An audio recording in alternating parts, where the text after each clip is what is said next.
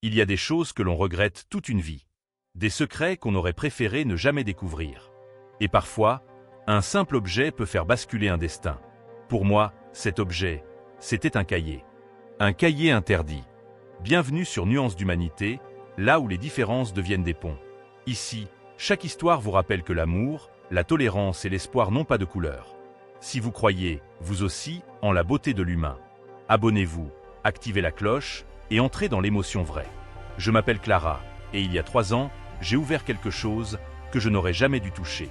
C'était un après-midi de pluie, de ceux où le ciel semble écraser la ville sous un poids invisible. J'étais revenu dans la maison de mon enfance après le décès de ma mère. Une grande bâtisse ancienne, aux volets écaillés, à l'odeur de bois humide.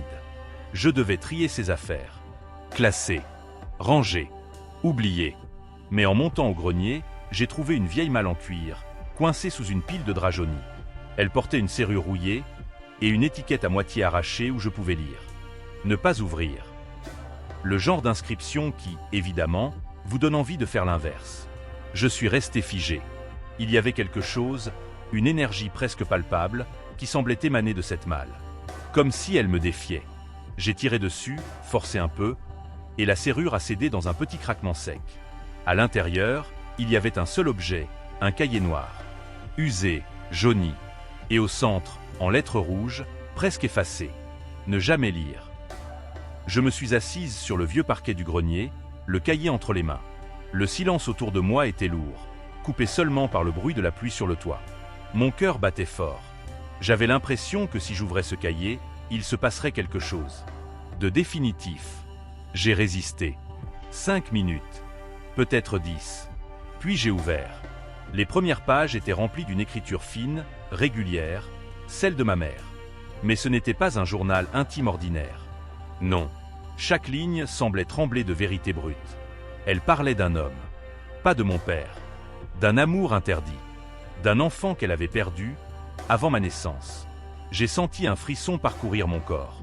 Et plus je lisais, plus j'avais l'impression de découvrir une autre femme. Pas la mère douce et silencieuse que je connaissais, mais une femme passionnée, capable de tout risquer pour un amour. Les pages suivantes devenaient plus sombres. Elle écrivait qu'elle était suivie, écoutée, qu'on lui avait interdit de revoir cet homme. Et qu'un soir, tout avait basculé. Elle racontait l'accident. Un corps retrouvé près du lac. La police avait parlé de suicide. Mais dans ses mots, elle accusait quelqu'un. Et ce nom, c'était celui de mon père. J'ai eu l'impression que l'air quittait mes poumons. Tout mon monde venait de se fissurer.